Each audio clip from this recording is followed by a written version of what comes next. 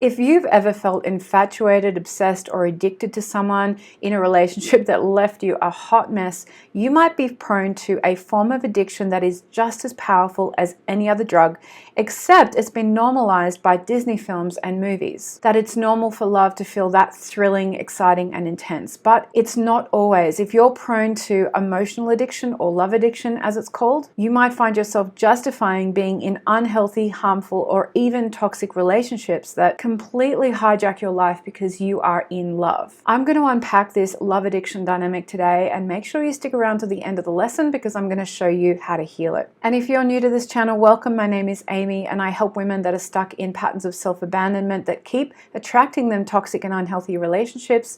I help them to heal their trauma and learn the discipline of self-love so they can be free to be their true, authentic self. And if you want more content like this, please hit the subscribe button and click the bell notifications so you get notifications because I'm posting new lessons like this every week.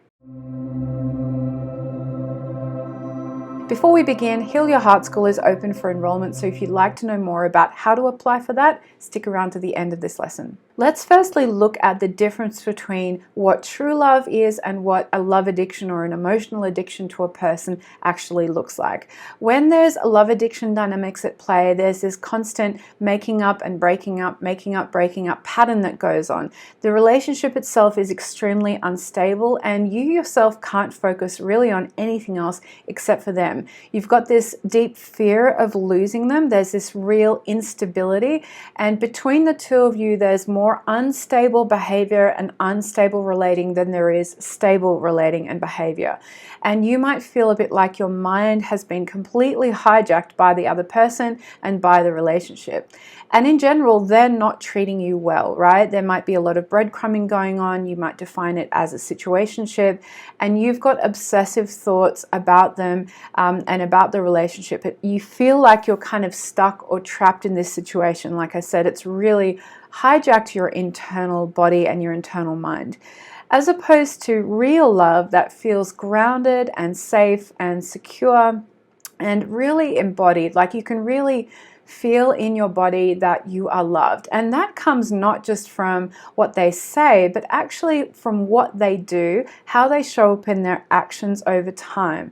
And time has to pass for this kind of love to develop. When we have an emotional or a love addiction, often the attraction and the intimacy comes in really fast all of a sudden and then all of a sudden problems start occurring, whereas true secure love, it takes real time to build and allow it to actually grow and mature organically. Now there's chemistry in both of these scenarios, but often chemistry is why two people get together when there is a bit of an addiction going on. They're connecting because their bodies need chemistry, and I'm going to unpack that more in a minute.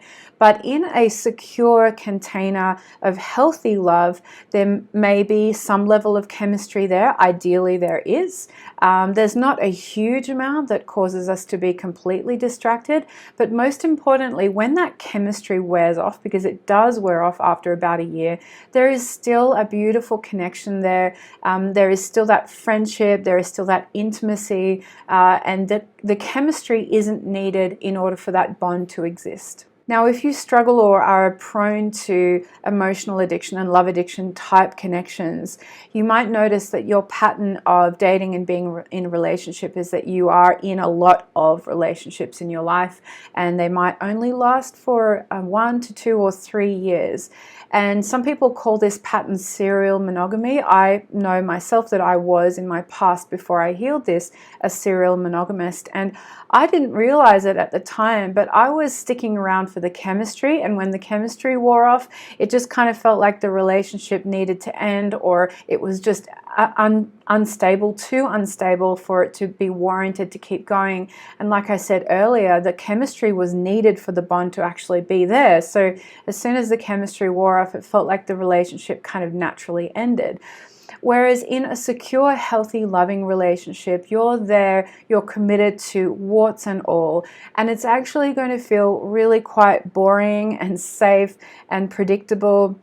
And I'm going to explain a little bit more about that boring aspect in a minute, but know that if there's this feeling in the relationship that one or both of you needs to kind of pick fights and get that kind of like high, like there's always a problem every day, that means that one or both of you need that kind of emotional intensity in order to actually feel that bond. So there's a big hint that that dynamic is going on. Now, what is the reason for this? Why does this dynamic exist, and why do we feel this need to have such intense emotions in order to feel this kind of bond? And this is apart from all of the exposure we've had to the previously mentioned Disney films and movies and TVs.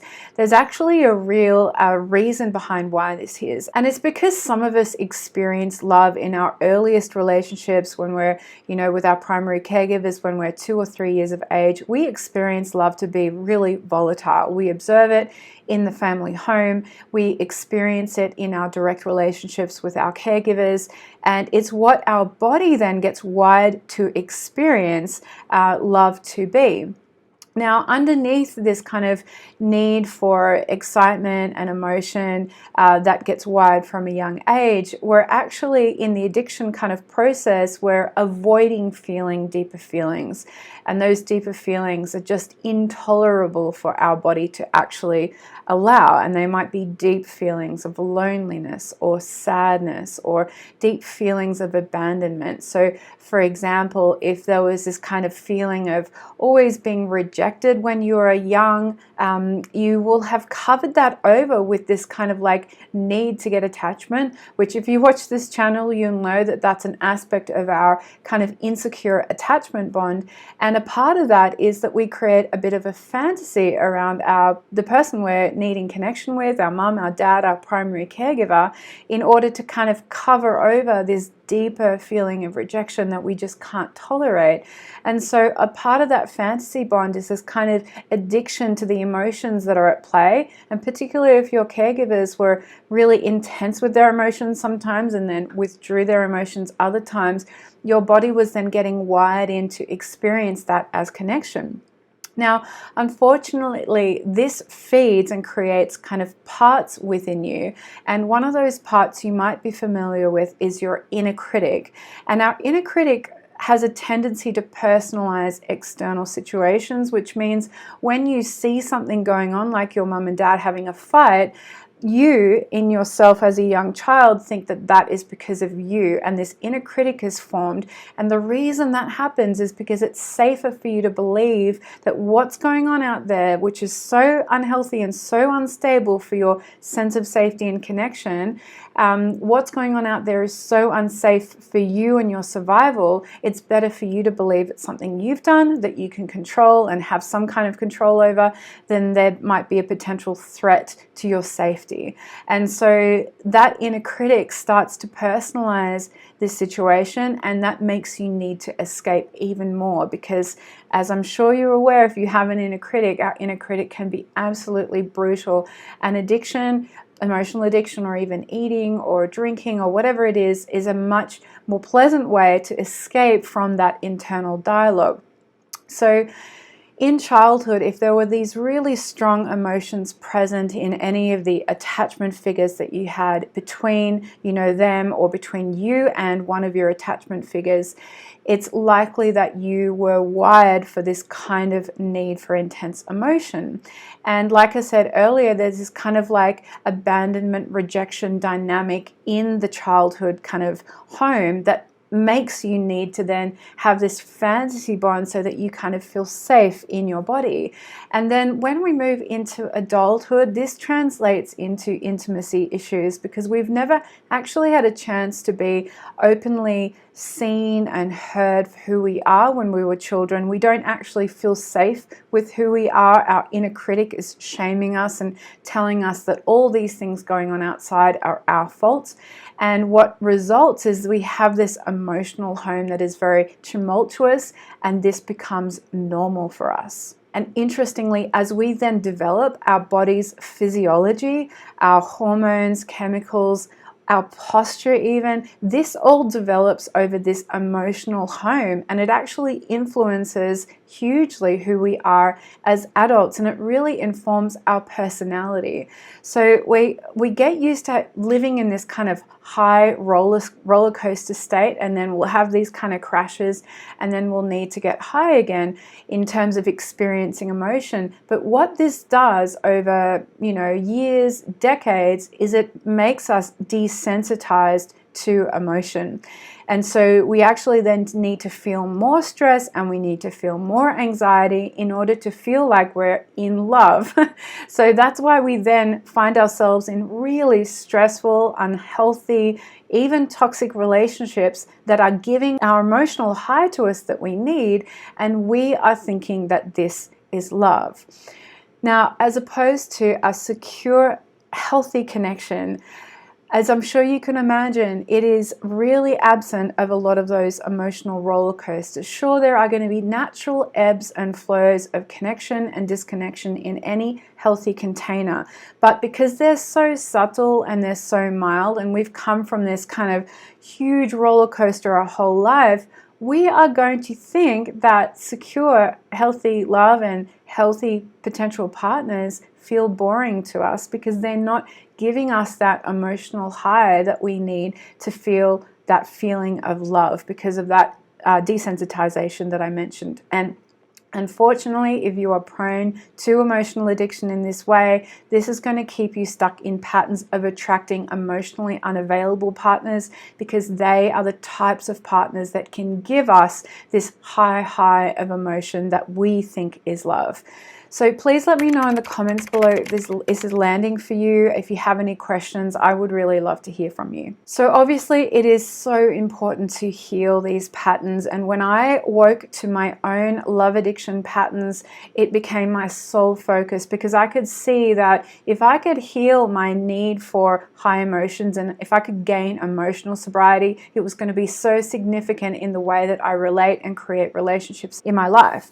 But there are a couple of ways that I tried to heal that didn't really help. And the main one I'm going to tell you about now is this kind of top-down healing, which is where we try and talk about it in therapy, we try and think about it, we read about it, we write about it. Because this emotional chaos has been created in our body somatically, it's an emotional imprint in our body, there's only so much that talking and thinking about it can do. That is helpful to a degree. I don't want to discount any of those modalities, but it will actually just take more time if you focus only on those things. So this kind of addiction comes from an abandonment wound that we have in our body. And if you want to know more about what your abandonment wound is, I want you to watch this video next. And in that video, I talk about how to somatically heal your abandonment wound. And somatic healing is the key to any of these emotional imprints that are causing you to have this need for a roller coaster in your body. So somatic healing is recognizing and allowing the emotions and the emotional state that is coming up rather than pushing them down, and using specific tools to process and clear them. Now, this is exactly what I teach in Heal Your Heart School, but I'm going to unpack with you the first couple of steps you need to start unpacking and healing this pattern that you have in your body. So the first thing I need you to do is to understand that there are different parts that live inside your body. And I've already mentioned you have this inner critic that had a really important role to play when you were young. It actually protected you when you were young. It allowed you to develop and grow up and to a degree mature in a really unstable environment. But now it's overprotecting you. It's over controlling your life.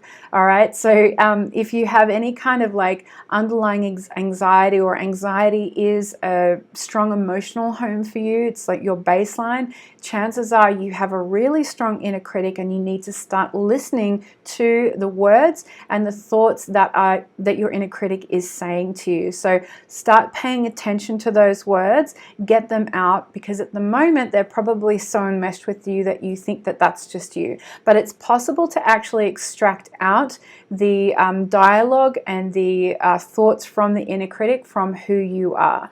If you have an emotional home of sadness, if you notice that you are quite like sad, like there's this really downward feeling in your body, this is your most common emotional home, you probably have a really strong inner skeptic where there's a lot of scarcity. Perhaps there was a lot of scarcity when you were young, and there's this kind of dialogue within you that's saying that nothing you do is ever going to be good enough, and there's no one loves me, that kind of like real scarcity mindset.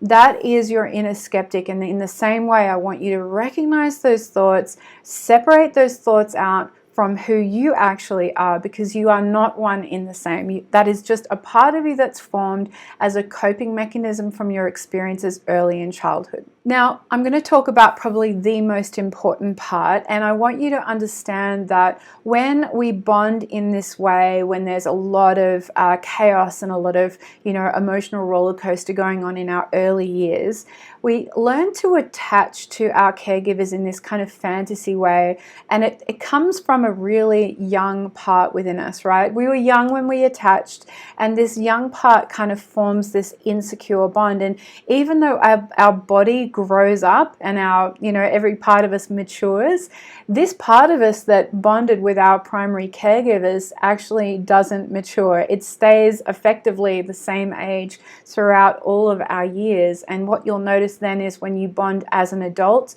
if you have this kind of emotional addiction and an insecure attachment style, you'll actually be bonding from this youngest part within you. And some people call this young, naive part that lacks a bit of discernment your inner child, or one of your inner children, because there are a lot of younger parts within us. But this inner child that's experienced a lot of sadness, anxiety, a lot of kind of this emotional roller coaster, she really needs you to come into relationship with her, because at the moment what you're doing is you're trying to bond to the other person from this young part, and that is where chaos lies. You are never going to feel complete and whole that way. You need to come into relationship with her yourself, and know that it's the inner child's deepest emotions that are coming up that you're trying to cover over with this addiction, right? So if we can get into relationship with our inner child, let the inner child feel her emotions, express, let them out safely, and lean into the discomfort of her hurt, you're going to get started on this process of healing. And sometimes my clients have trouble connecting to their inner child when they start doing this work. So I want you to allow yourself to focus on the deeper feelings underneath any anxiety or any superficial kind of addictions and needs. So what are those deeper feelings of loneliness, deeper feelings of sadness and abandonment? And if you struggle with any inner child work, I have a quiz to help you identify what your inner child archetype is, so that you can effectively move forward knowing what kind of help your inner child needs. And you can sign up for that quiz at the link below. Now, the last piece I'm going to leave you with, and if this is the only thing you take away from this video, this is going to be incredibly valuable, and that is the antidote to addiction is self-discipline, because addiction is an escape from the self's feelings, from those emotions underneath. So in order to start working to heal and unpack this kind of emotional pattern, you need to find ways to show up and choose yourself every day. And if self-love is something that you struggle with, choosing yourself and showing up in this way, I have a webinar that I would love you to join me in. It's 1 hour, it's completely free, and it shows you the proven 3 steps to self-love after a toxic relationship ends. I also have a free Facebook group. I'm in there almost every day. I would absolutely love to see you in there. And if you would like to apply for Heal Your Heart School, there is a link to my calendar in the description below. Now, if you found this video helpful, please comment below with your questions. Hit the like button, because that will help this channel out a lot. And here are some next step videos for you to watch so that you can heal your patterns of self-abandonment and move one step closer to an incredible relationship with yourself. And for now, I will see you in the next video.